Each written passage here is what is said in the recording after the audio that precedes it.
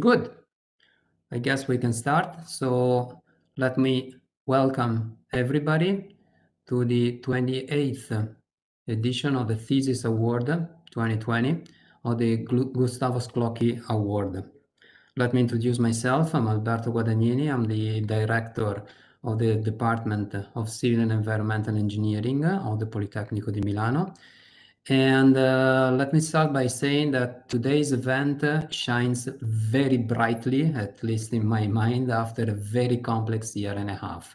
It seems only yesterday that I was online, and it was a year ago, to introduce and to give my welcome words to the 27th edition of the Gustavo Sclocchi Award. So I'm welcoming all of you, and I'm particularly thrilled and proud to say that I'm faculty advisor of the SPE student chapter at the Politecnico di Milano, and in the context of these activities, we have always supported and encouraged students from Polimi and from other institutions to take part to this prestigious award.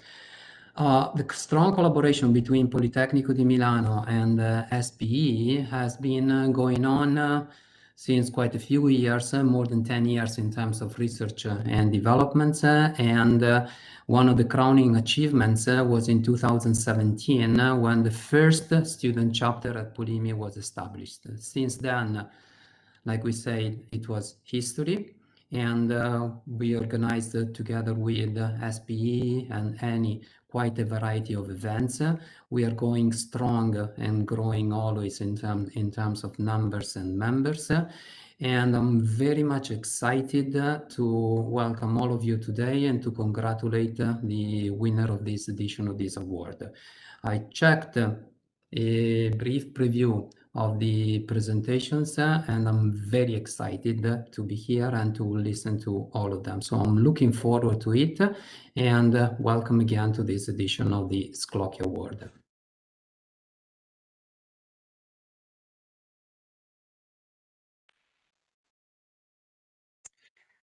So good evening also on my side. I'm Alberto Di Lullo. I'm a past chairman of the SPE Italian section and among the guys who originally organized and started this award. So why this award? Next slide, please. Okay, this award has been alive, you see, for a significant number of years. It's entitled to Gustavo Sclocchi, was a former chairman of the Italian section of the SPE, passed away prematurely several years ago. But you see, it's an award sponsored by a number of associations, SPE, EAGE and Assorisorse. And so why this award? Okay, this award, because we believe in excellence. We strongly believe that our associated members really should strive in any possible moment towards excellence. But I just wanted to be more precise about this because this is a very important concept for us. We don't confuse excellence with talent. You know, talent is a gift. It's something you received from, from DNA, from random things, from God, from whatever, but it's not a choice. Actually, we believe in a different concept of excellence. That is excellent, as Aristotle said, as a habit of always trying to do whatever we can to do our best job. No? And so if you ask for an example for this, actually we are exactly in the right place. So the award, the Gustavo Sclocchi Thesis Award, has exactly this meaning, to provide to any one of us, examples of really good jobs done during the thesis work of our students or PhD graduates. So it's really for all of us examples of very good activity to be inspired from. So this event is an event of examples of being excellent. And of course, we in the near future, we need a lot more than before excellence, because we are really facing extremely important times, an important decade of great changes for all of our society. So either you are in the industry or you are in academia. In both cases, we really need people devoted to excellence. So now, before starting the nice part of this, which is the real awards, it's interesting for us to listen to the welcome from the main representatives of the three associations which for 28 years have been cooperating to organize this award. That is SPE Italian Section, EAGE Italian Section, and Assorisorse. So I immediately leave the floor, the mic, to Paolo Carnevale, the current chairman of the SPE Italian Section. Ciao, Paolo.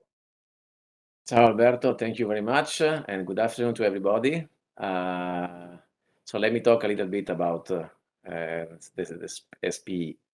SPE Italian Section, most of you, I think, know this, but it's one of the European sections of the SPE International, and it is aligned with the mission and vision of SPE International in order to collect, disseminate, and exchange with what is the technical knowledge concerning oil and gas resources and related technologies for the public benefit, and also to provide opportunities to professionals.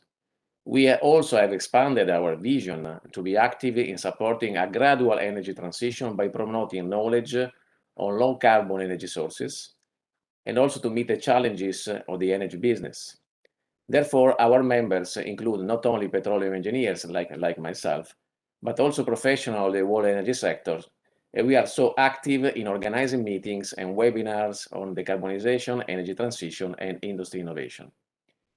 So for us, the involvement of the young professional and the networking with students are really crucial elements and are fundamental for the growth of our organization.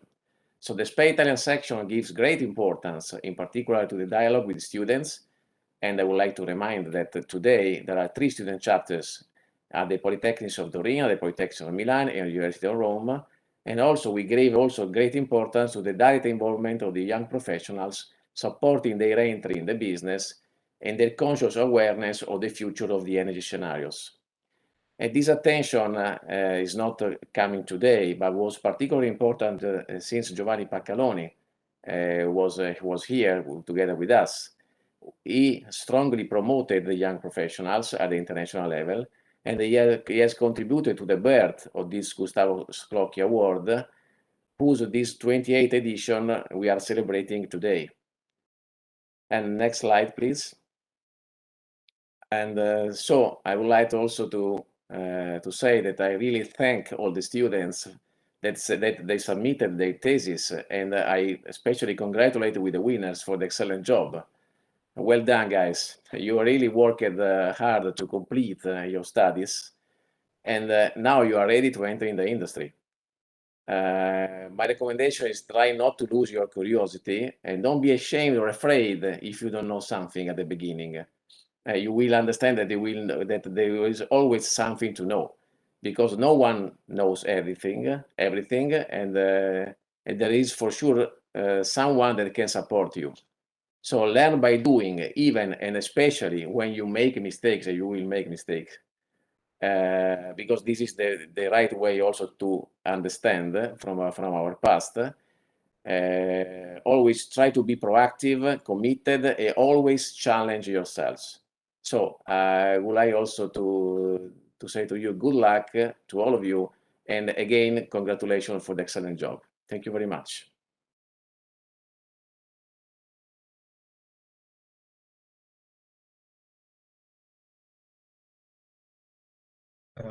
It's my time, yeah. I'm Paola Parola, president of the Italian section of EAGE and SEG. And on behalf of EAGE, which is the European Association of Geoscientists and Engineers, I would like to congratulate, I'm sorry, I have to switch on the video. Okay, let me just, okay. Just 1 second.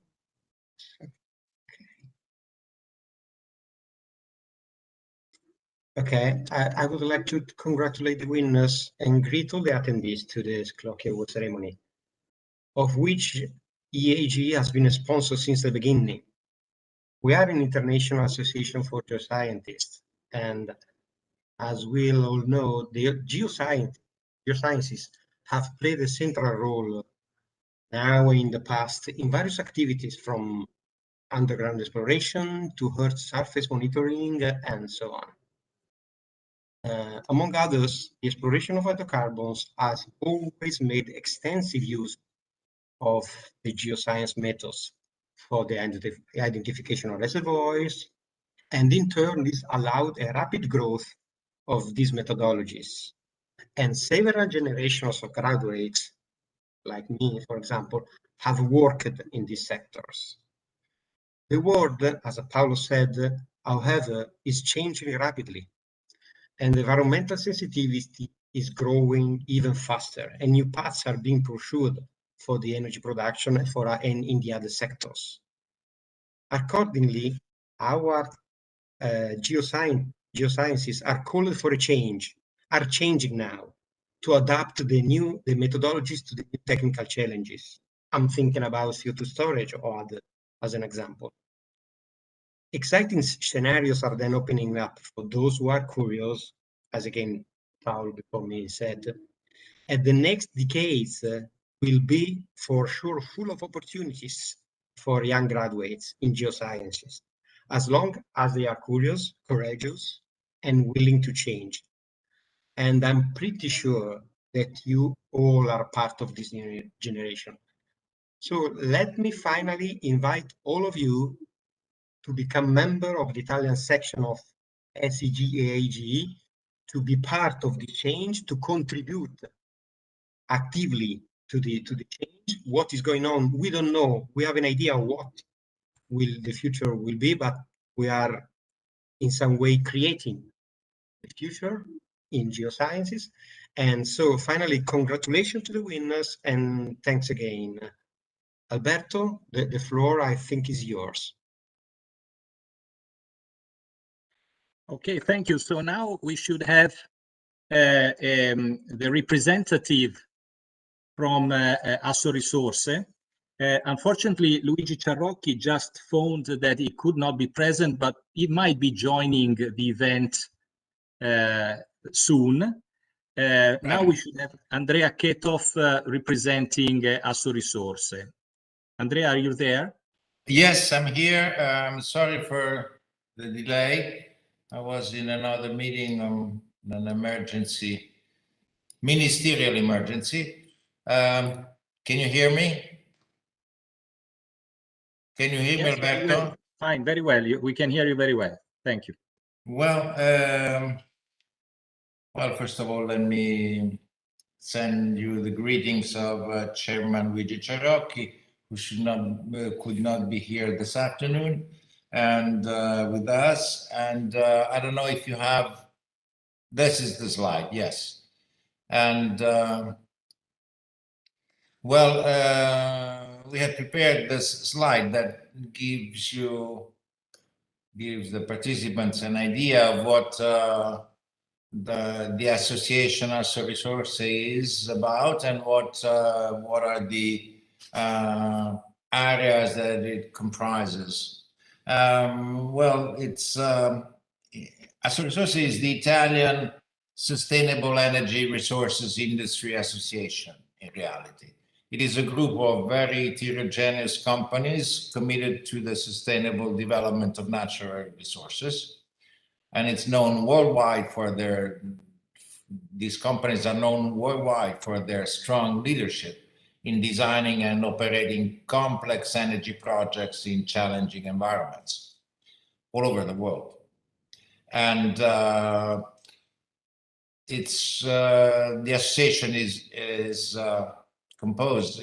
formed by over 100 companies with highly skilled working force of around 120,000, and they are investing in Italy over €1 billion per year, and they have an export capacity all over the world of over €20 billion per year.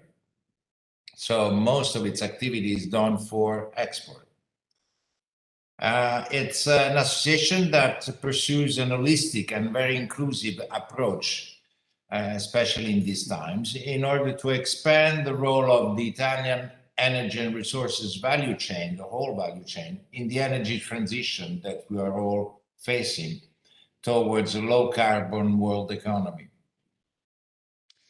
So here I describe some of the areas that we are more active in through technical groups mostly, and that include hydrogen and include CCUS, includes waste to energy, includes the renewables integration with traditional sources, the recommissioning of EMP installations, and sustainability tools.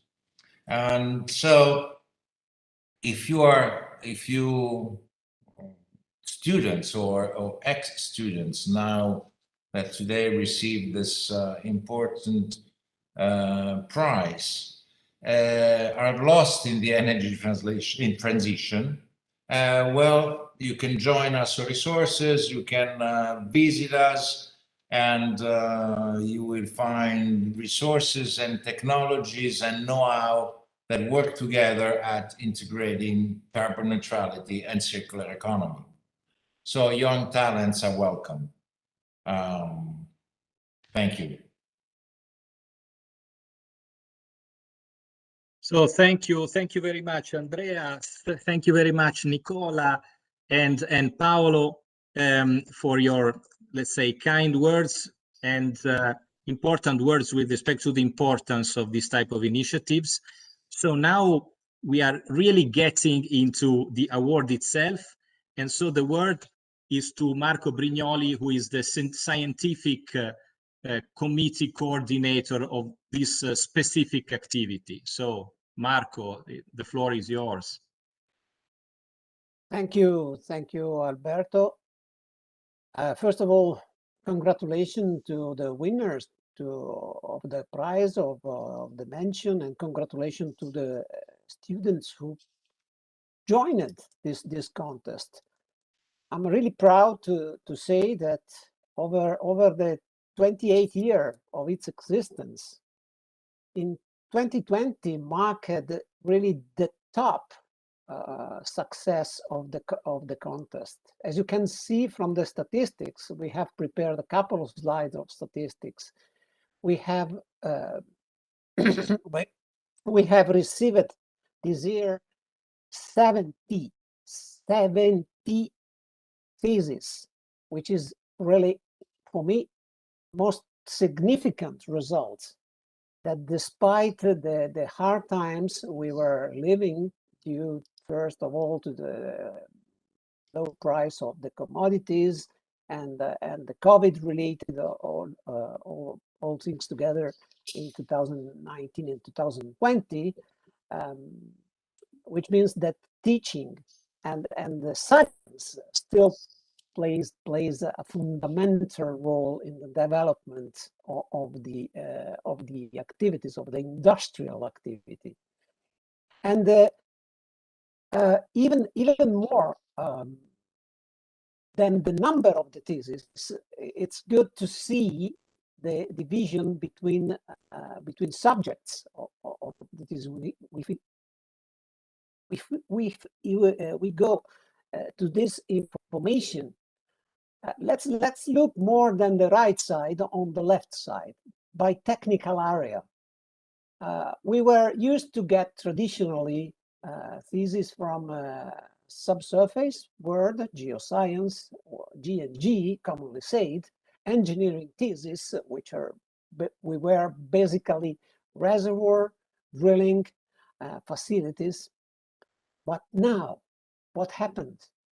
We can say that a quarter or almost a quarter of the theses received this year related to new resources, new energies, which means, from my point of view, that students and university and research are ready for the transition. So we are happy from an industrial point of view to welcome young engineers, young scientists, young geologists, young whatever you want, to be ready to play a major role in the next year in the energy transition, which we, as oil industry, but not only as oil industry, as society full, we have to live with. That concludes my brief statistic part, and hand back the microphone to Alberto for the next part of the ceremony. Thank you very much. Thank you very much, Marco. So now I think we are really saying the happy moment of this event. And please, this might be the moment to put a like on the video if you're following from YouTube, and subscribe to our channel. Not, of course, for us, but for the benefit of the students who are later going to make their students graduated now, or philosophy doctors, so that people can follow their presentation later. So now we are really entering into the award ceremony, and so we have our first winner, Giulia Mingardi. Giulia Mingardi in the category of bachelor's thesis and second level master, first prize on pressure and temperature conditions inferred from zircon in garnets from Dora Maira UHP unit, Western Alps. Congratulations, Giulia. You can say a few words now. Good afternoon. I would like to thank the committee for this honor, and all the three associations. Thank you. Thank you for your good job. And another first prize winner, Federico Parolin, in the master thesis and PhD category, development of a georeferenced model for the optimal design of a hydrogen supply chain infrastructure. Congratulations, Federico. Thank you, and thanks to the associations for fostering research in this challenging field.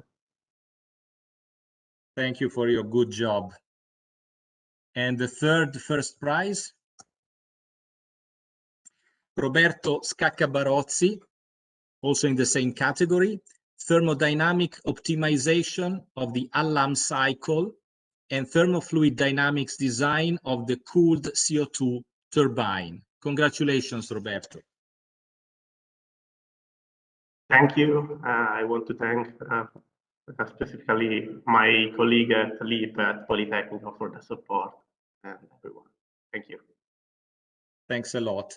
And our last first prize to Mattia Martinelli, from outcrop to fracture model, a multidisciplinary approach to characterize fracture networks from outcrop analogs in carbonates affected by extensional tectonics. Congratulations, Mattia. Thank you very much, everybody. I'm very happy and proud to have received this prize, and I want to thank all the three associations and also all the colleagues that helped me during my PhD thesis. Thank you again. Thanks a lot. And now we have a number of mentions, because it's before telling the names, it's interesting to say this. You have seen that we started covering a lot of different topics, and actually there are even more. No? You will see how varied are the topics that all follow in the realm of this, in the scope of this Gustavo Sclocchi Thesis Award. And so how many things contribute to what we really need to achieve in the future. So sometimes the choice between the first prize winners and the other thesis is difficult, and we don't want to lose what is really nice. So we have a number of mentions every year. In this case, we have 10 mentions. That's why we gathered them into 3 groups. And so now I will call the 3 names of the first set of mentions, and you can, of course, later say something you wish to say to all of us. So Giancarlo Gentile, thermal and creep fracture analysis of external receivers for solar tower plants. Tiziana Daniele, rock physics modeling experience with focus on seismic inversion time-lapse. Mattia Bonazzi, elastic geobarometry methods validation through synthesis and characterization of host inclusion pairs by means of Raman spectroscopy. Congratulations to all of you. Hello, everybody. Thank you very much for the special mention, and it's an honor for me, and congratulations to all the winners. Thank you. Good afternoon to everybody. I wish to thank the committee for this award. It's an honor for me to receive it, and it strongly gratifies my work on this interesting topic, so thank you. Hi, everybody. I'm very grateful for this special mention, and congratulations to all the winners. Thank you very much. Thanks a lot. So the second set of mentions to Daniela Theodore, initial S-wave and P-wave velocity models for full waveform inversion from surface wave dispersion curves analysis. Elena Juliana Kojokariu, I hope I pronounced the name correctly. I'm sorry if I didn't. Numerical dynamics geochemical modeling for CO2 capture and storage, CCS.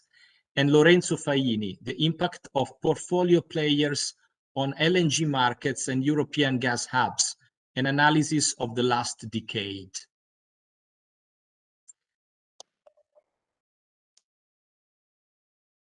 Good afternoon, everyone. I'm glad to receive this award. I would like to thank the three associations and also the other team members of this project. Thank you again. Thank you. Good afternoon, everyone. Thank you very much for this important mention granted by the 28th Gustavo Sclocchi Thesis Award. I am very grateful for the recognition, and I also would like to thank my my ENI tutors for their guidance and their knowledge. Thank you, and congratulations to all the winners. Thank you. Good afternoon.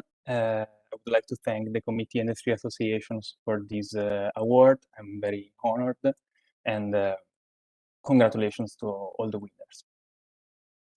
Thank you, Lorenzo. And so the last set of honorary mentions, special mentions. So to Marco Ballarin, power to gas, effect of ultrasonic cavitation on the gas concentration in a liquid. Leonardo Stracca, comparison of object functions for the inversion of seismic data and study on the potentialities of the Wasserstein metric. Alberto Gerri, integration of data-driven classifier trained by adaptive sampling with neural networks for the online prediction of the cool-down time in a subsea pipeline after an unplanned shutdown. And Cristiano Segatori, ducted fuel injection, computational fluid dynamics analysis of soot formation mitigation mechanisms. So also the floor is yours for any comments.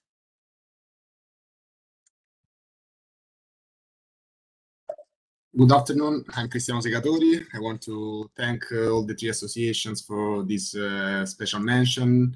And I want also to thank my colleagues of the current research group at Politecnico di Torino for all the support during my master thesis study. So thank you and bye. Good afternoon. Thank you for this special mention. It's an honor for me to receive this acknowledgement, and congratulations to all the winners. Hi, everybody. I'd like to thank all the three associations for this acknowledgement. I'm very proud of it, and I want also to thank my ENI tutor, Dr. Marco Montini, for helping me in this, during this thesis, and also my supervisors, Dr. Ahmed Shokri and Professor Enrico Zio. Thank you all, and see you.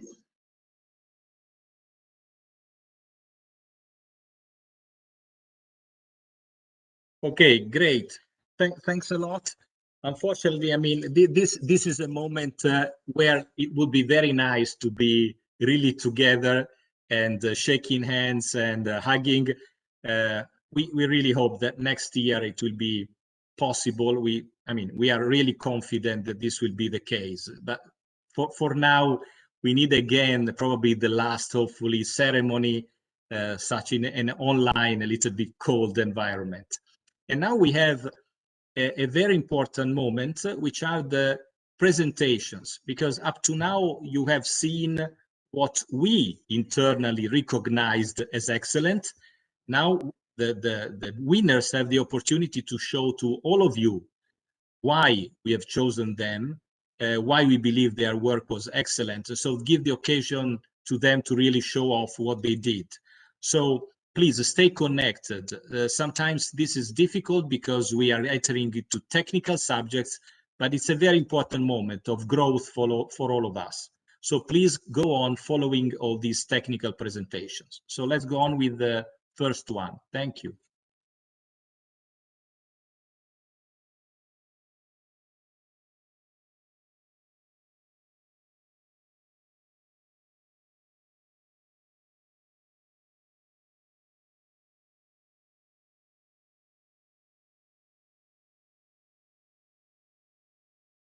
Probably just a technical moment of loading the presentation.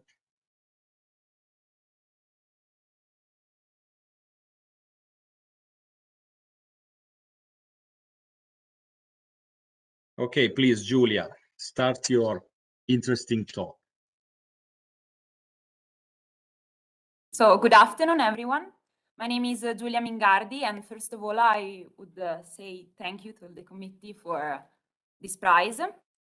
I am a master's student at the University of Pavia, and for my bachelor thesis, I studied an application of a new approach for constraining pressure and temperature conditions reached by metamorphic rock during their history, the elastic geothermal barometry.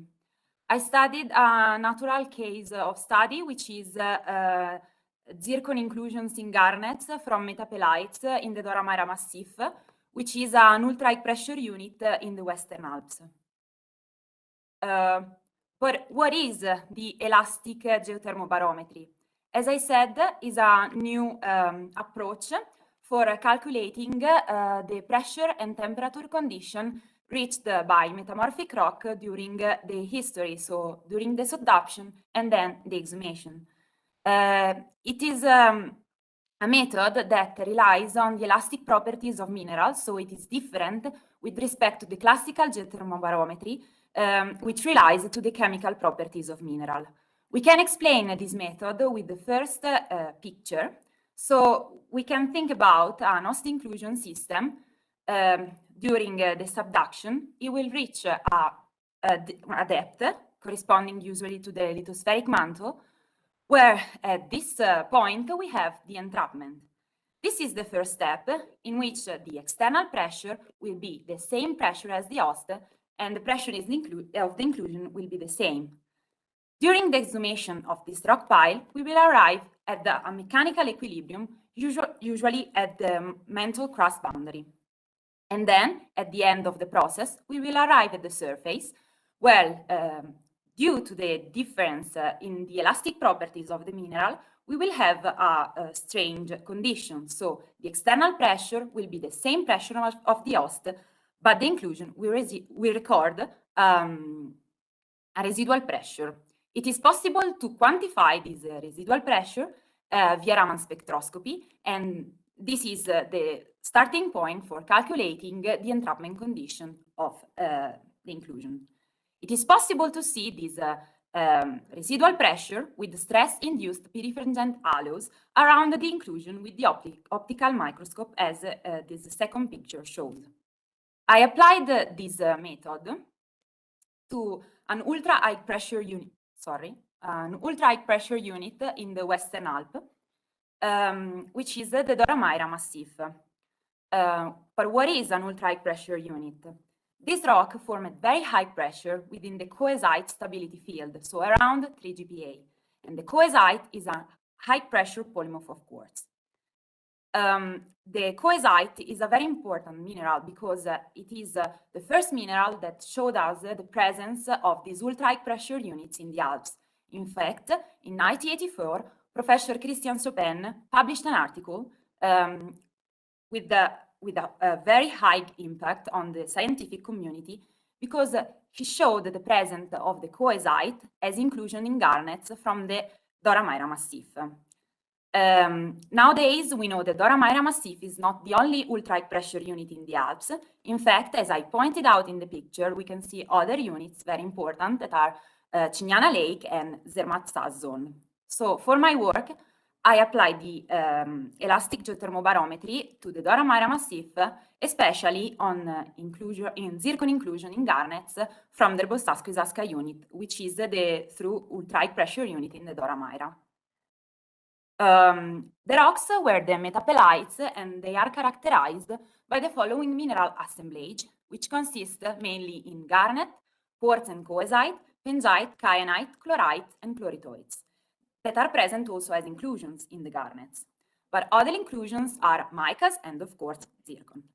A thing that I would like to underline is the fact that the garnet porphyroblasts that are present in these metapelites show a clear zonation. So they have a dark core, which is usually crowded with inclusions, and a lighter rim with few mineral inclusions. And this is the place that I considered most for the application of the elastic geobarometry, because for the selection of the inclusion, we should check the following characteristic. So they should be monocrystalline, isolated from other discontinuities and inclusions, and that's why the rim is a perfect place to find them, and with a size ranging from 10 to 20 microns.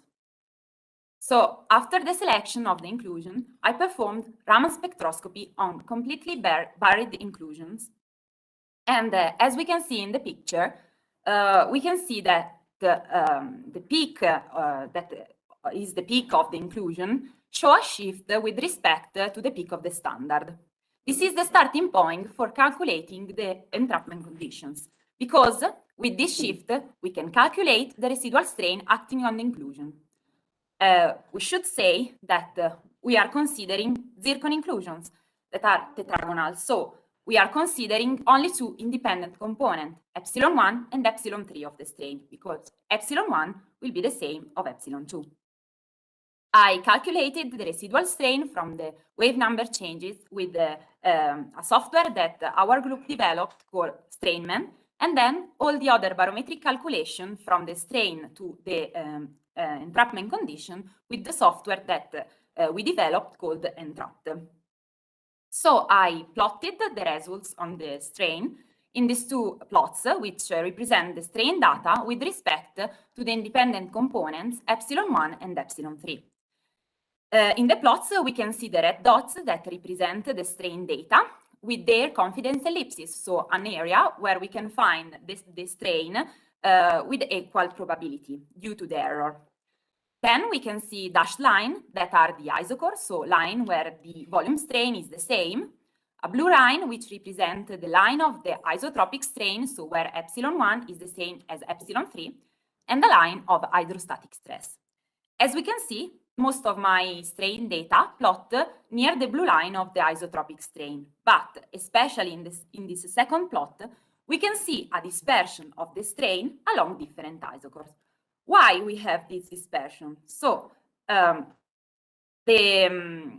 strain plot along different isocores for two different causes, or different entrapment conditions, but I did not have the time during my bachelor thesis to analyze this aspect. We are working on it. Or an effect of the shape of the inclusion. So I created a model where I analyzed two different shapes, a perfect sphere and ellipsoid with the crystallographic axes that are parallel to the principal axis of the morphology. And I considered a metamorphic condition, which is in this case 4 GPa and 700 degree. And I obtained this result. So as we can see, this is the plot of the model that I used. And we can clearly see that the sphere plot along an isocore and the ellipsoid plot along another isocore. So this model that considers the shapes of the inclusion can explain what we have observed in the natural samples. From this point, I was able to calculate the residual pressure acting on the inclusion. And I obtained a mean of the residual pressure, which is 0.49 GPa. I plotted the residual pressure with respect to their position in the garnet. So I considered the core, the mantle, and the rim. And also here we can see why the shape is so important in my case, because most of the inclusions are at the rim, so they weren't trapped at the same condition. And so we have that the shapes is very important for understanding the dispersion along the isocores. But we have a problem here because we have calculated that our inclusions show a very high residual pressure, which is translated to an entrapment condition corresponding to 0.5 GPa and 600 degrees. I plotted my results with the previously published results obtained by Rubato and Derman, which show the metamorphic evolution of the Dora Maira. And this is not a very good news for, this was not a very good news for us, because we can see that my conditions are very low pressure at and 600 degrees for temperature. But the good news is that we compared my results with the results obtained by Campomenosi et al. On the white schist, which are different lithology in the same unit of the Dora Maira, and both of our results show the same thing. So entrapment condition at 0.5 GPa and 600 degrees. We explained this situation with a possible reset of the conditions at this point of the PT PET of the Dora Maira, and we are now working on it. So in conclusion, my work represents the first application of the elastic geobarometry to the metaperites from the Brusasco-Isasca unit in the Dora Maira Massif. We have seen that the dispersion of the strain along different isocores is probably due to the effect of the shape of the inclusion. And my results provide an evidence of a general post-entrapment elastic reset of the host inclusion system along the retrograde path of the Dora Maira Massif near 600 degrees and 0.5 GPa for pressure. And my results are consistent with the white schist data obtained by Campomenosi et al. 2021. Thank you for the attention. Thank you very much, Giulia. I think that there is the opportunity for a question, of course, among the participants to the inner, let's say, Cisco WebEx meeting. But if you want to make a question, I think there is time for one.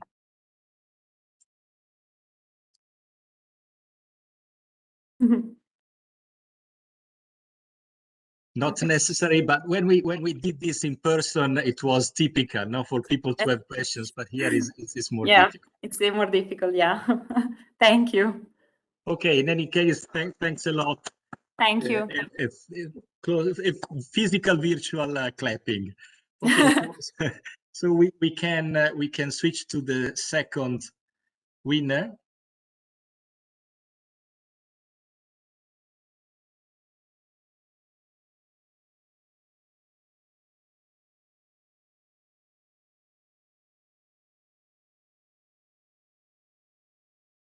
The usual technical moment of PowerPoint loading.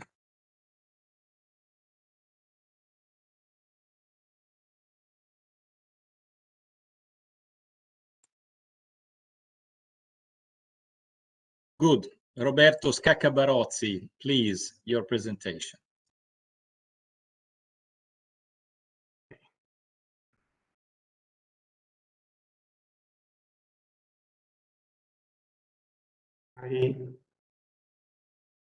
Okay. Now I should be able to change slide.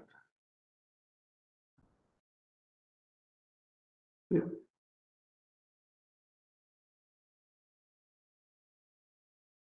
Okay. Good afternoon, everyone. I'm Roberto Scaccabarozzi. I'm a research fellow at Politecnico di Milano, and I will present my PhD thesis titled Thermodynamic Optimization of the Allam Cycle and Thermofluidodynamic of the Cool CO2 Turbine.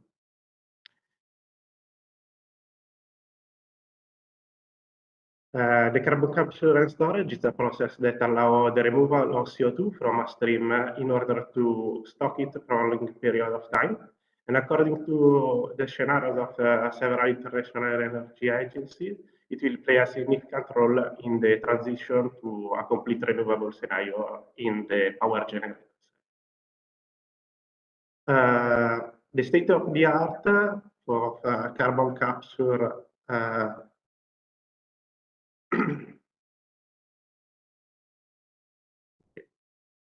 of carbon capture from natural gas power system is the amine-based.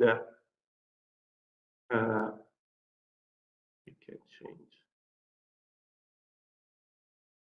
the slide. Okay, that's working. Natural gas power system is the amine-based chemical absorption process.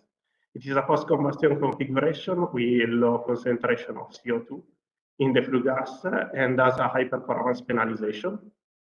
The higher is the carbon capture level, the higher is the performance penalization derived from the carbon capture system.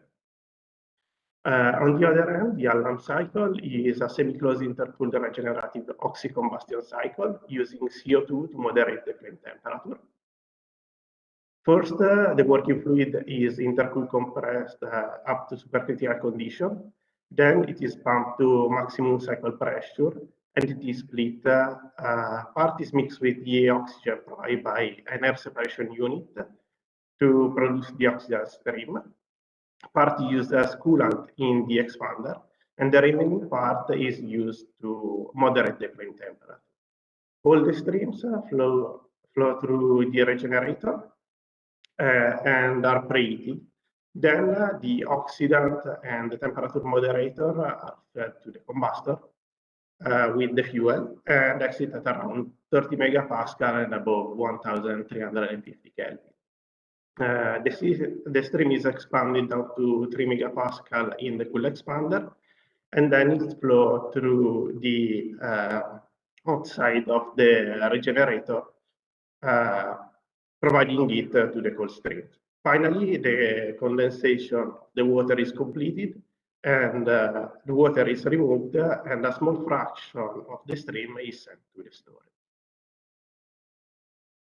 This is the temperature-specific entropy diagram of the cycle, generated considering pure CO2 as working fluid.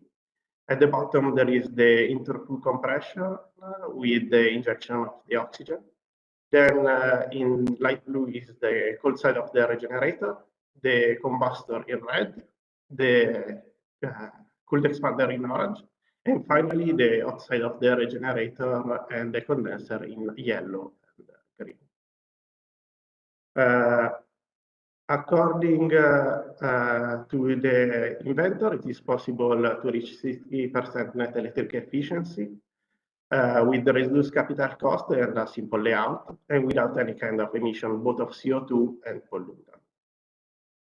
An independent study of the IEAGE partially confirmed the claims of the inventor, comparing the Allam cycle with 3 other oxy-combustion cycles. The results show that the Allam cycle is the best option, both from an efficiency and cost point of view. The main design challenges of the Allam cycle are related to the high temperature, high pressure components, the combustor mainly to the flame stability and ignition, the regenerator due to the high transfer area, the superalloy for the high temperature operation, the corrosive behavior of the condensing water CO2 mixture, and the high pressure difference of the stream.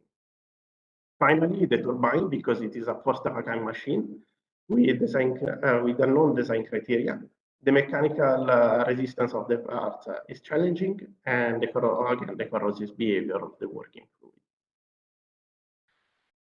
Eight River Capital is building a 50 megawatt demonstration plant in Texas, aimed at testing the component at actual operating condition, collaborating with Toshiba, which is providing the combustor and the turbine, with Etric, which is providing the regenerator, and the Air Liquide, which will provide the oxygen by a nearby air separation unit. The objective of the thesis are assess the maximum achievable efficiency and operating condition of the Allan cycle, and perform a techno-economic assessment of the technology. Study the preliminary design and performance of the expander. Assess the operational flexibility and the cycle of the cycle, analyzing the partner control strategies, and develop a new cycle configuration, coupling it with a solid oxide fuel cell to further increase the cycle performance. So, the optimal operating condition of the Allan cycle reach a net electric efficiency of 55.2% with a turbine inlet pressure and temperature of 29 megapascal and 1400 Kelvin. On the right side of the slide, you can see a chart depicting two sensitivity analysis on the maximum allowed turbine outlet temperature and on the maximum turbine inlet pressure. The highlighted point is a promising configuration which is able to achieve close to optimal performance while reducing the temperature operation of the regenerator below 1000 Kelvin, and thus reducing the investment.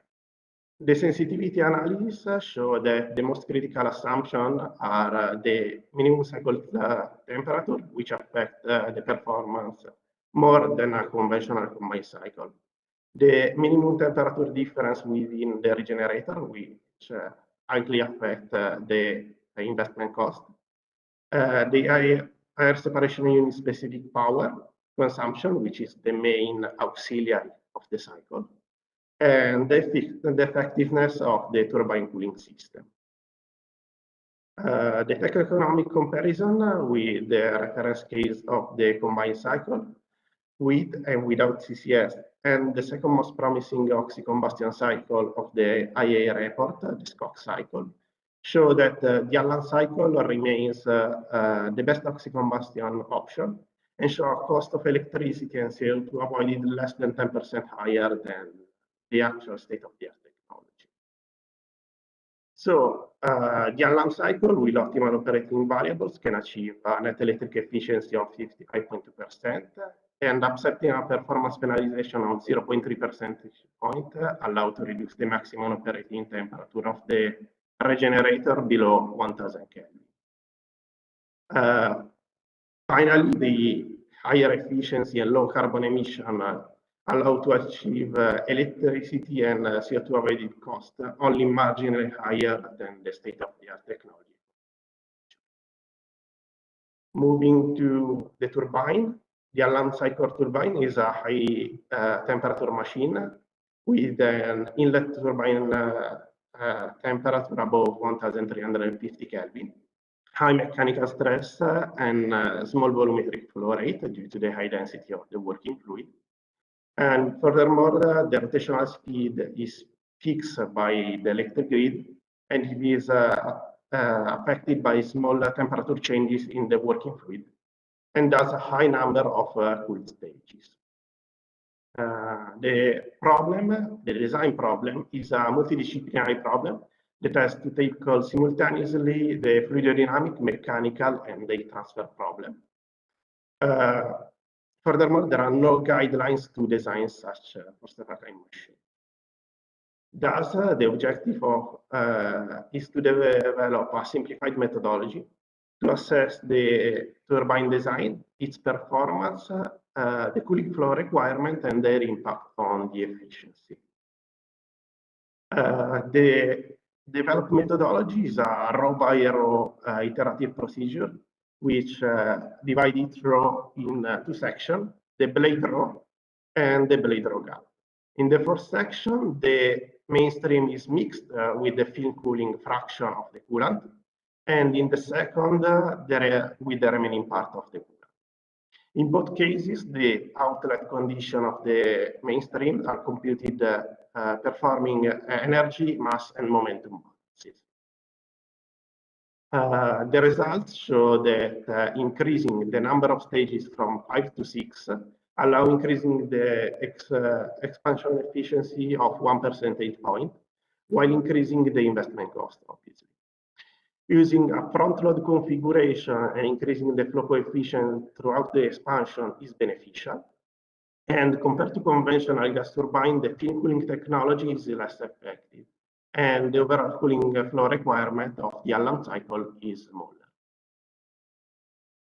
Moving to the control strategies for from all the possible combination of operation modes and constraints, 4 different part load control strategies combining partial and full emission turbine with constant and variable minimum cycle pressure are considered. The results show that it is always advantageous to have a variable minimum cycle pressure. Indeed, the orange line is always above the blue one, and the yellow line is above the gray one. On the other hand, the optimal strategy for partial admission turbine is to have full admission above 60% load. Indeed, in the chart, the yellow and orange line coincide as the gray and blue one do. While below 60% load, it is advantageous to reduce the admission arc of the turbine. Concluding, reducing the minimum cycle pressure and using partial admission turbine have a positive effect on the cycle efficiency when the load is below 60%. Furthermore, using a partial admission turbine is the only way to reduce the load below 30%, achieving better per load performance and turbine capacity compared to conventional combined cycle. Finally, the main goal of the hybrid cycle scheme is to increase the net electric efficiency of the plant while reducing the operative temperature and thus cost of the regenerator. The objective are achieved adding a soft unit before the combustor.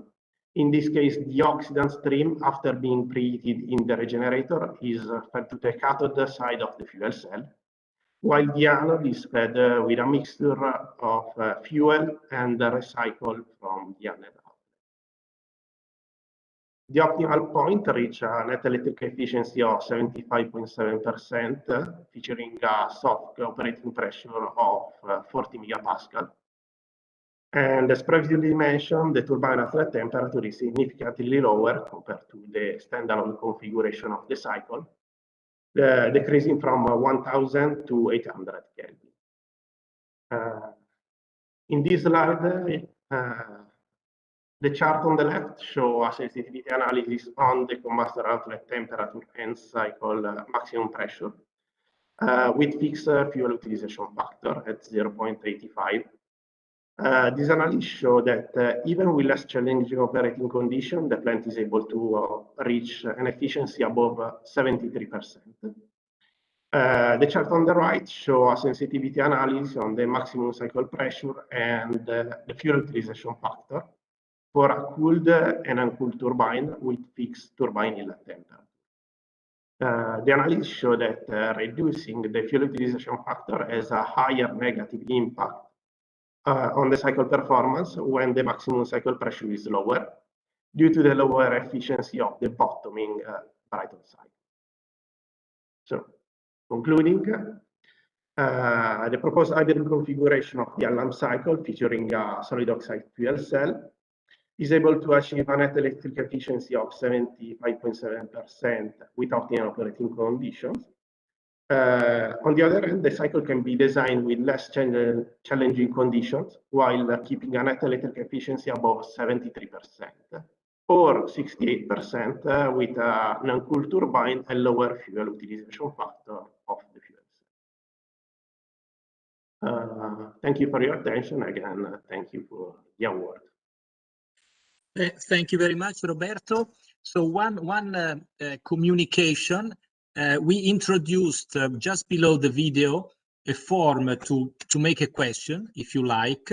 Of course, they could be passed real time, but if you wish to place them in any moment, we can of course pass to the winners and have them replied later. I would have a question for you, myself, which is this one. Now there is an acceleration, a strong acceleration in having available low carbon technologies.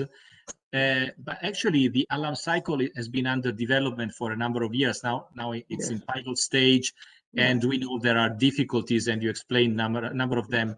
What do you think is the proper, let's say, time frame in which a technology like this can be developed from the idea to industrial application? What is the time it normally takes to achieve this?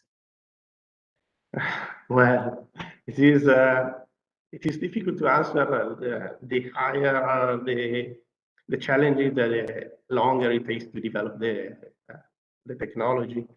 But I think that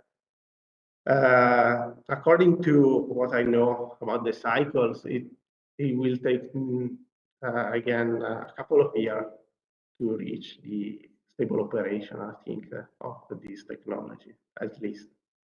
And disregarding the hybrid configuration that I presented, the problem of that configuration is the pressurized solid oxide fuel cell, which is really challenging, and I'm not sure that will be available soon.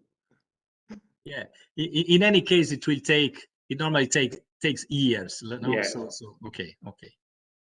Okay. So thank you very much, Roberto. Again, applause to your very nice presentation. And I think we can pass to the third winner.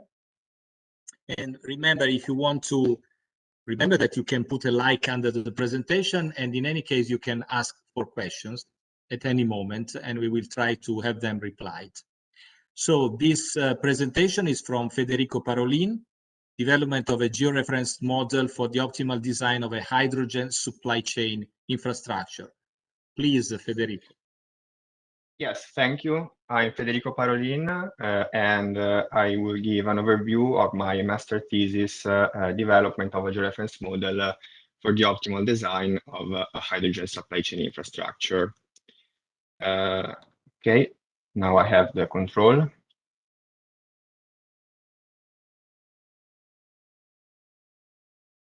Okay, so in 2019, the European Commission issued the European Green Deal, according to which carbon neutrality must be reached by 2050. It is clear that such an ambitious target requires to take actions in all the sectors. And within this framework, hydrogen is expected to play a crucial role as it finds applications in various sectors. Here, the most interesting applications are reported. And as you can see, they involve the power, the mobility, the industry, and the building sector. However, the widespread use of hydrogen is currently hindered by the absence of dedicated infrastructure that allows distributed access to this energy vector. And within this framework, the objective of the thesis is to develop a tool to optimize the design of the entire hydrogen supply chain. So when modeling the hydrogen supply chain, common simplifications that are introduced in the literature are to impose the selection of the transport modalities, to consider a snapshot, so a time invariant analysis, and to adopt a schematized spatial description not based on actual geographic data. So having identified these research gaps, the objective of this work is to develop a model that optimizes the selection of the transport modalities, that considers a year-long analysis, and that is integrated with a geographic information system for the spatial description of the supply chain. The developed model considers the production of compressed or liquid hydrogen via either natural gas reforming or via electrolysis systems fed by solar photovoltaic. The included transport modalities are pipelines, compressed hydrogen trucks, and liquid hydrogen trucks. And accordingly, the storage can be performed in pressurized vessels, in cryogenic tanks for liquid hydrogen, and in the trailers of compressed hydrogen trucks. As for demand, the produced hydrogen is here assumed to be exploited by mobility, which implies that refueling stations are the final element of the supply chain.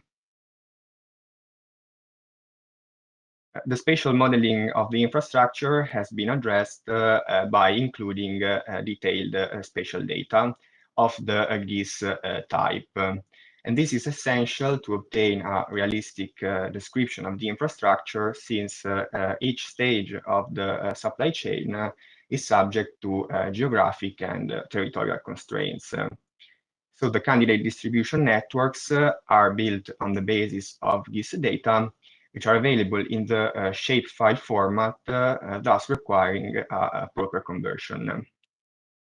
The developed methodology is here presented, referring to the case study of Lombardy, to which the complete model will be applied.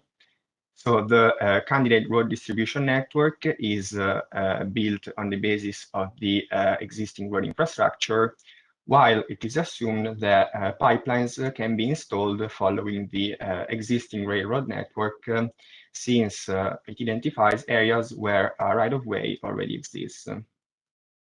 Then the position of refueling stations is identified considering the existing gasoline and diesel stations, assuming that 10% of them will host hydrogen refueling. While for production, reforming plants are assumed to be located at the refineries of Pavia and Mantova, and the electrolysis sites can be installed at the province's centroids. So once defined these input data, the developed methodology, which is here summarized, allows to convert the input shapefiles into directed graphs upon which the optimization model is based. The optimization model aims at minimizing the average cost of hydrogen delivered to refueling stations. And the complete description of the infrastructure requires the definition of 4 types of nodes in the model, and they are production, intermediate storage, demand, and transit. As far as the temporal description is concerned, a year-long analysis is considered, adopting a daily resolution, and in particular, 52 typical days are identified, and each of them is repeated 7 times in order to build the 52 weeks that constitute the year. In this way, it is possible to maintain a daily resolution while working with only 52 time steps instead of 365. The model was implemented in MATLAB, exploiting the YAML toolbox and the solver Gurobi, and following the mixed integer linear programming formulation, which envisages the co-presence of continuous and integer variables. Besides the network's topology, the model requires to assign the demand and PV generation profiles, as well as the production and storage capacity limits. Then the infrastructure is optimized at each node and edge of the graphs in terms of the exploited transport modalities, of the installed production and storage capacities, of the hydrogen flows, of the exploited transport pathways, and of the transported quantities. This slide shows a schematization of the hydrogen pathways in the model. So as a consequence of the spatial modeling, there are 2 graphs, one for road transport and one for pipeline transport, while hydrogen sources and sinks are unique. According to the model decision logic, which is here schematized in a block diagram, the first selection that the model requires is that of the spatial scale in terms of the geographical region to study, and therefore of the shapefiles to employ, which are then converted into directed graphs representative of the candidate distribution networks. Then the model requires to select the transport modalities to include in the simulation. since it is possible to perform both monomodality and multimodality simulations. And similarly, it is possible to include or exclude the production from refineries or the import of grid electricity to feed the electrolyzers. Once these input choices are defined, the model optimizes the infrastructure according to the previously presented modalities. The model has been first tested and validated on a simplified topology, which allowed to test and introduce a set of adjustments aimed at improving the model computational performances. And in this way, it was possible to scale up the model to the regional case of Lombardy, for which multimodality simulation is completed in about 40 hours. In the definition of the case study, the year 2050 is considered as a reference. And in particular, it is assumed that hydrogen-powered vehicles account for 25% of the passenger cars stock share, which is reflected on an annual demand of 145 kilotons. The annual evolution of the demand is then computed on the basis of traffic data. Considering then production, it is assumed that the maximum dedicated PV capacity that can be installed to power the electrolyzers for each province is equal to 5 times the currently installed capacity. While for refineries, it is assumed that maximum 20% of the hydrogen production will be exported for clean mobility. Results show that the cost-optimal infrastructure relies on the parallel use of all the included transport modalities, reaching an average cost of hydrogen of 5.83 euros per kilogram. In particular, pipelines and liquid hydrogen trucks are each responsible for the supply of 47% of the stations, while the remaining 6% receive compressed hydrogen delivered via truck.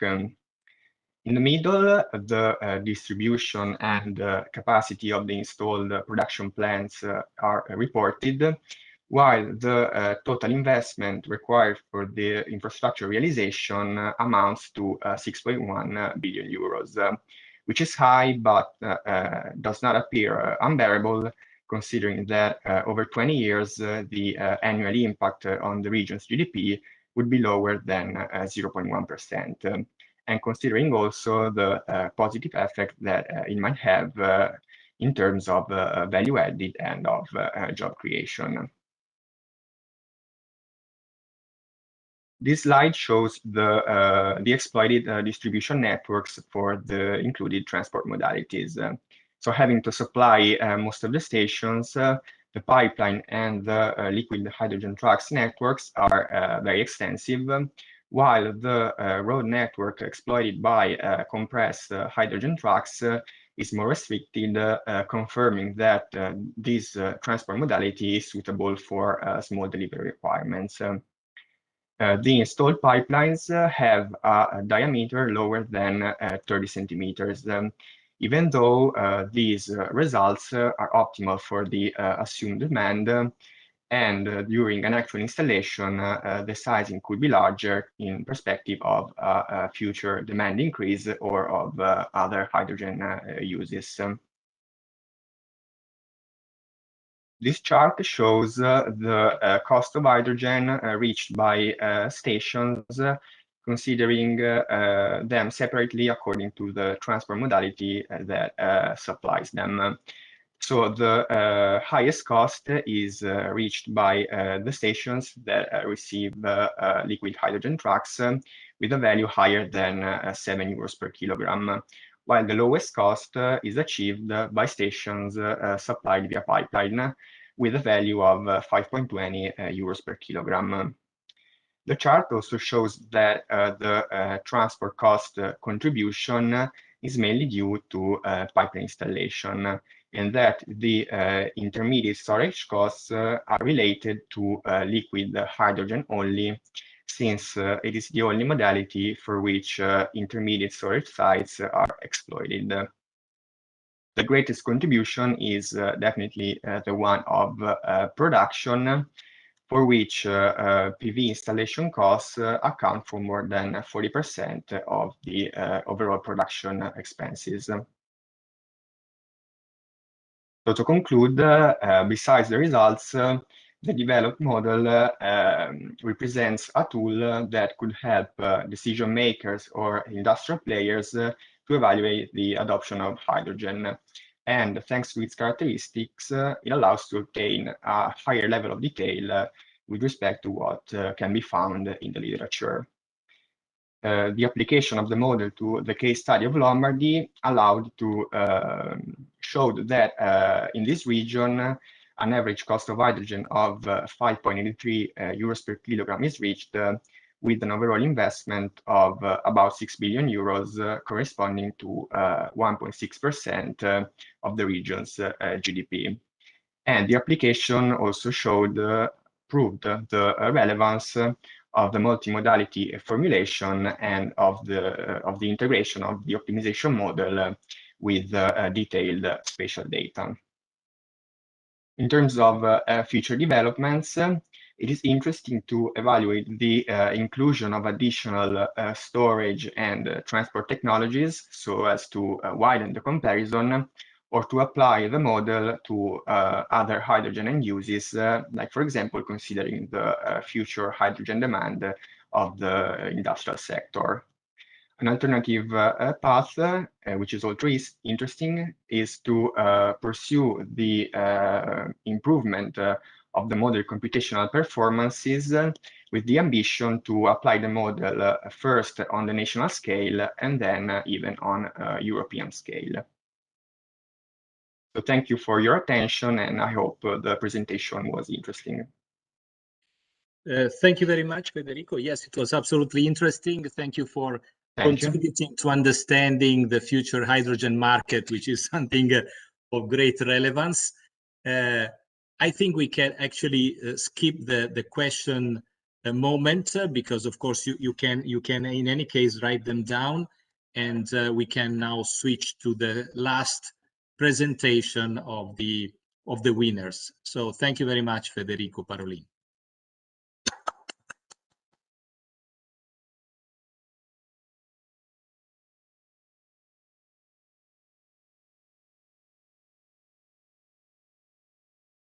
Great. So now, Mattia Martinelli, the floor is yours.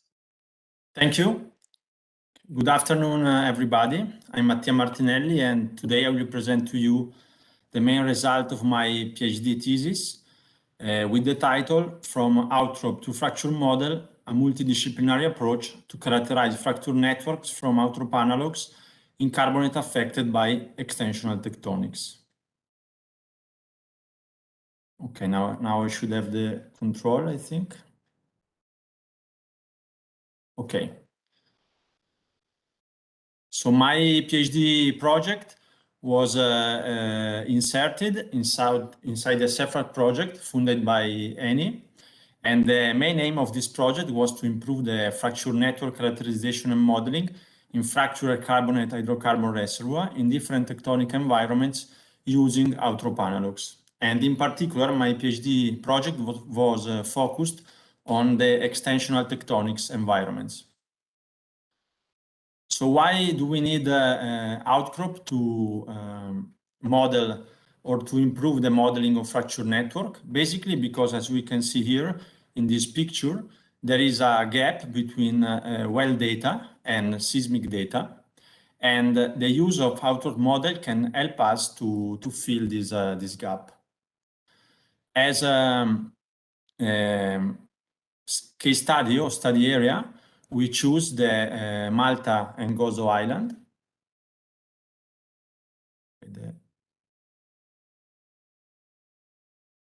Okay, here. The Malta and Gozo Islands that are located in the foreland of the Apennine Sicilian Mangabian belt. And these two islands are characterized by the presence of a late Oligocene, late Miocene stratigraphy composed by different types of carbonates. We can see here the 6 main stratigraphy, the stratigraphic units, so the lower coronary limestone, the Globigerina limestone, the blue clay formation, the green sand, and the upper coronary limestone. And moreover, we can see that there are some Neptunian dikes in the lower units associated with small normal faults. Moreover, more important for our project is that the two islands are characterized by the presence of two sets of normal faults trending west-northwest, east-southeast, and east-northeast, west-southwest. So we decided to apply a multidisciplinary approach that brought out from the tectonic evolution of the island to, at the end, to realize a small DFN model of the fracture network. And we will see the 4 main topics in detail. So we can start from the first one, from the tectonic evolution. To characterize it, we collected different types of structural data, from fault altitude to fault kinematic indicator, in 14 different outcrops in both Malta and Gozo. And these allow us to recognize the type of set and also the faults present. So as I said before, we found 2 main sets of normal faults associated with 4 sets of joints that you can see here below. And moreover, we recognize also the Neptunian dikes associated with small normal faults. So bringing together also the relationship between the faults and the dikes and the joint, we were able to recognize the relative chronology of the structure. So basically, you can see that the big fault, so the 2 main set of normal faults and the joints are present in throughout all the stratigraphy, while the Neptunian dikes and the associated small normal fault are present only in the lower units. And this testifies that Neptunian dikes and this small normal fault were formed in an older events with respect to the other tectonic structures. So in particular, we were able to say that from the late Oligocene onward, the Maltese Island underwent 2 main tectonic events. The first, that we call D1, between the late Aquitanian, early Burdigalian, then led to the formation of the Neptunian dikes and associated normal faults, with a west-northwest, east-southeast extension. Then we had a period of tectonic quiescence with no deformation. And then from the Messinian onward, the formation started again with a north-south extension that led to the formation of the main faults of the 2 islands. We also tried to insert this interpretation inside the geodynamic evolution of the Mediterranean. And we can see that during the late Oligocene here, during the deposition of the lower coronary limestone, we had a trench that was moving to our south with a slab that was rolling back.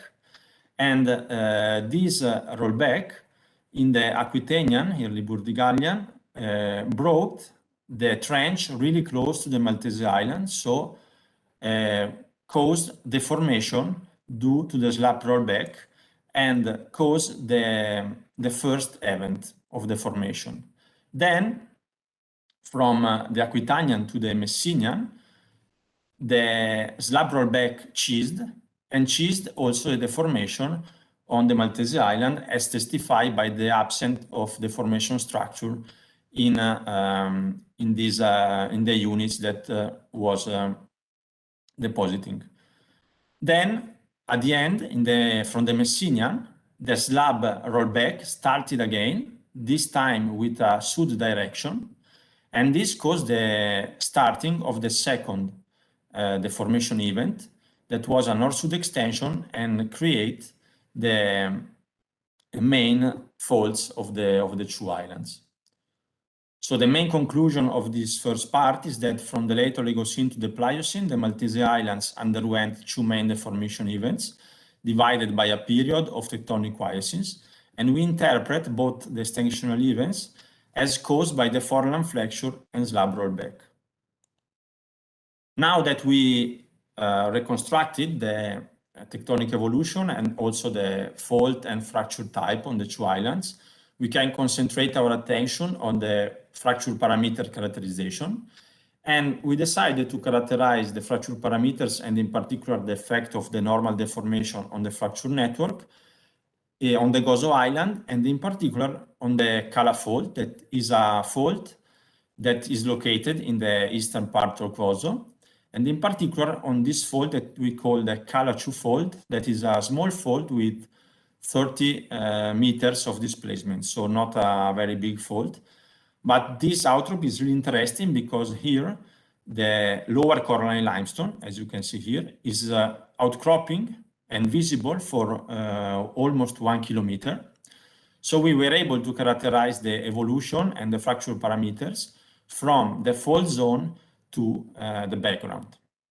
And on the field, as you can see here in this sketch, we were able to recognize a highly fractured zone close to the fault, and then a wide but less damaged area, almost 800 meters long here, that we call outer damage zone before the background.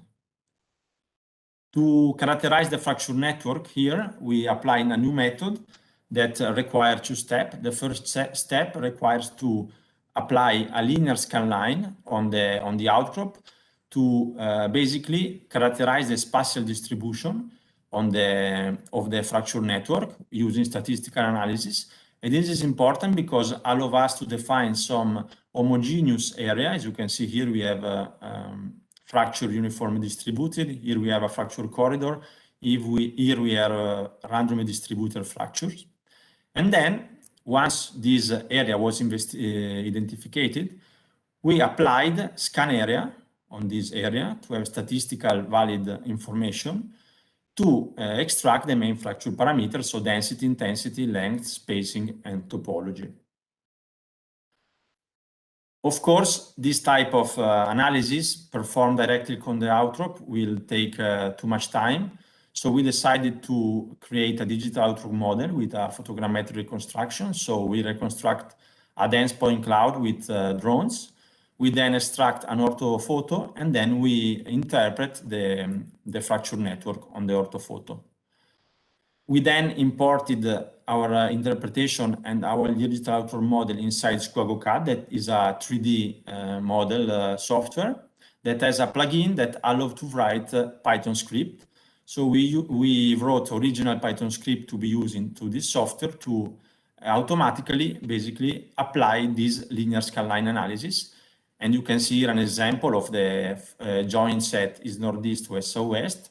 Thanks to the linear scanline analysis, we recognize the presence of 4 fracture corridors intercalated from fracture randomly distributed. So then in the scan area analysis, we will apply a dedicated scan area on each fracture corridor.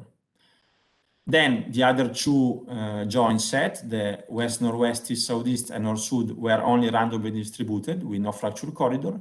We did not investigate the yellow fracture set, that is the northeast-southwest, because there were too few fractures. Now that we individuated this homogeneous area, we can apply the scan area analysis. And one question is, which is the right dimension of the scan area to have statistically valid information about the fracture parameters? So we decided to use the representative elementary volume that basically it works in this way. When we are measuring a property and we start to sample it with a volume or an area, with a small volume, the property oscillates around the mean value. But when we reach the representative elementary volume, this property tends to stabilize without a mean value. So we wrote, again, some Python script to be used inside the GoCAD.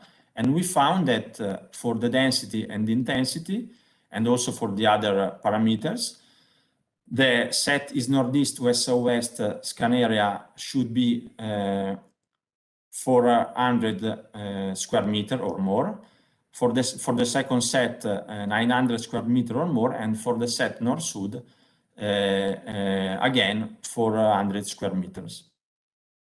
Then we apply on our digital outcrop model the scan area to characterize the evolution. As you can see here, we have the fault, and then the outcrop. You have to imagine the outcrop here that we are moving away from the outcrop. So basically, we were able to characterize, here in this slide, you have the density and the intensity, but we also characterize length and spacing and trend. But we will speak only about density here, only for an example. You can see here that we have the inner damage zone that we characterized at the beginning. And then you can clearly see that the density in this set remain constant until the background is reached, if we, of course, exclude the fracture corridor that are this red area. We also perform another type of analysis that was the hydraulic connectivity using the topology, so the termination type of the fractures. And using this equation, it is possible to estimate the hydraulic connectivity. If the result of the equation is above 0, this means that the fracture network is connected. Otherwise, it means that it is unconnected. So you can see that our fracture network is connected in an area of 100 meters from the fault zone. That is quite a big area. If we think again that we are dealing with a small fault with a small displacement. So to conclude this part, we recognize that in the Cala fault, the damage zone structure were divided in an inner damage zone, only 5 meters thick, and then an outer damage zone, more than 500 meters thick, where the average parameter remains stable if we exclude, of course, the fracture corridor. But for me, the most important thing is that we demonstrated that even fault with a very small displacement can be surrounded by a relative large permeable damage zone that is really important for the fluid flow. We can move to the third topic. So we try to understand why this small damage zone has a very big damage zone. So this small fault has a so big damage zone. So we go to try to identify if there is an effect of the mechanical stratigraphy. So if we go on the field and we observe the lower coralline limestone and the lower globigerina limestone, we can see that the lower coralline limestone is characterized, as we see before, by a very large damage zone, while the lower globigerina is characterized by a damage zone that is only present very close to the fault zone. So to explain this behavior, we perform a complete petrophysical characterization with porosity, permeability, and density, but also a geomechanical analysis with Brazilian uniaxial and triaxial tests that allow us to reconstruct the complete failure envelope of the lower globigerina and of the lower coralline limestone. And what we can see is really interesting, because we see that the lower coralline limestone is stronger with respect to the lower globigerina, as you can see here from the uniaxial compressive strength. But the Young modulus is higher in the lower coralline limestone, while the Poisson ratio is similar in both the formation. So we use the information from the petrophysical analysis and from the geomechanical analysis to perform a numerical modeling with this layout. It's a 2D final element model. Of course, we have the lower coralline limestone and the lower globigerina. Above and below, we have a weak material to allow the deformation. And in the middle of the model, we put a weak point to localize the deformation and to allow the formation of the fault. We apply 2 steps. In the first step, we apply the vertical stress with the kinematic boundary fixed. to simulate the overburden. And then the second step, we start to move the lateral boundaries in order to simulate the extension that is the second extension event that we saw at the beginning of the presentation. And the result is very interesting. You can see here what we have is the two formations, so the lower coralline limestone and the lower Globigerina. And as proxy of the deformation, we use the plastic strain that is basically a scalar value used to represent the inelastic deformation of the rocks. So when it is 0, we do not have fracture. When it is start to be above 0, we are starting to fracture in the formation. So we start the extension, as you can see here. And the interesting thing is that if you look at the more cycle, you can clearly see that in the lower coralline limestone, the sigma 3 decrease faster with respect to the lower Globigerina. And this is due to the different elastic properties of the two rocks. Indeed, the Young modulus is very different, while the Poisson ratio is similar. This means that the lower Globigerina that has a lower Young modulus can expand laterally, more laterally with respect to the lower coralline, and this creates a pressure that goes in the opposite direction with the sigma 3, and this avoids it to decrease too fast. And this is the reason why the lower coralline limestone broke before. As you can see here, we have green color. This means that the rocks is fracturing, while the lower Globigerina is still completely intact. And then the fault. Sorry, yes? I need to ask you to proceed towards the conclusions. Okay. Thank you. Okay, so you can see that the faults start to propagate, and then the Globigerina limestone basically remain intact with only a small damage zone around. So I go very fast to the conclusion. I have a very 2 minutes. So we try to also to understand how to use outcrop data to build the FN model at the ref scale, because when we are dealing with outcrop well data plus well data, we can characterize better the fracture network. But when we try to put this information inside the FN model, it's impossible to model all the fracture at the reservoir scale. So we can try to model the fracture network in a smaller volume, and this volume can be the representative elementary volume that we saw before. So basically, the idea is that if we use the REV that we saw, the representative elementary volume that we characterized before in the outcrop, we can create several DFN model at the representative elementary volume scale, creating an histogram of the property, in this case the density, and use this histogram to populate the reservoir instead of running a complete DFN model of the reservoir. So this can help to reduce computation time, and also it's something that we didn't study, but it can also help to perfectly honor the fracture connectivity and topology.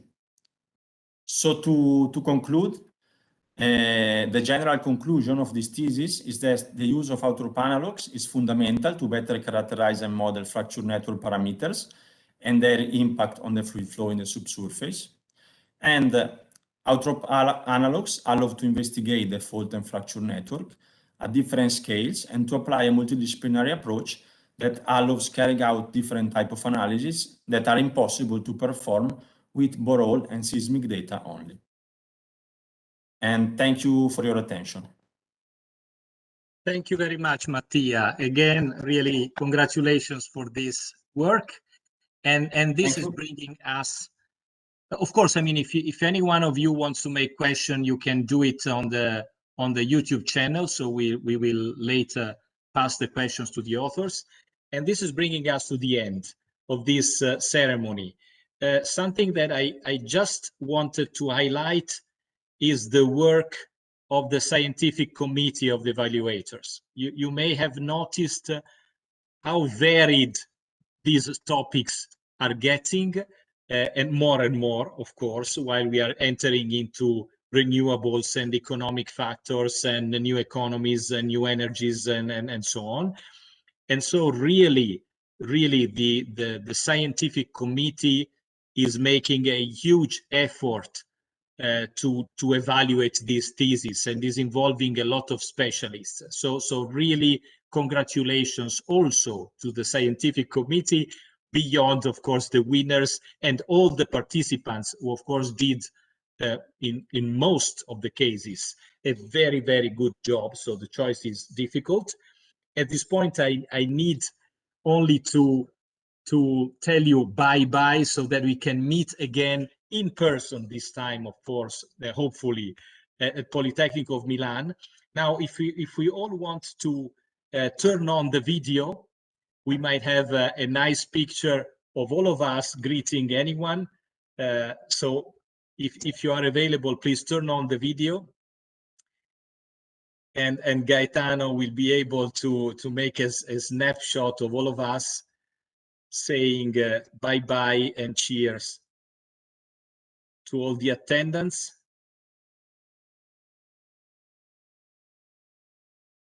So some of us are still missing.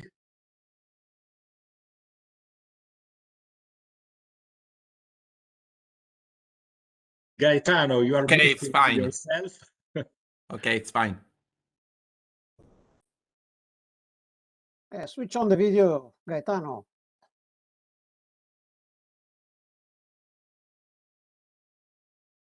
Gaetano likes privacy. Hear me? Good. Okay. I try to. So congratulations to all of you, and see you next time. Great. Ciao. From my side. Ciao. Bye. Ciao.